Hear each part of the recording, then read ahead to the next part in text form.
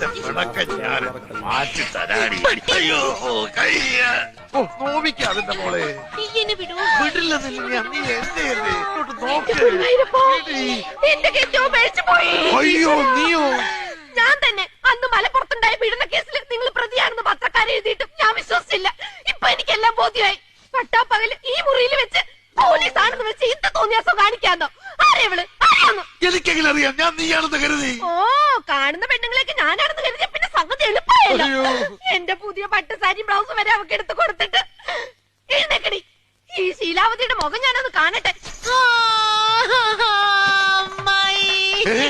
നീയാ പരമദ്രോഹി.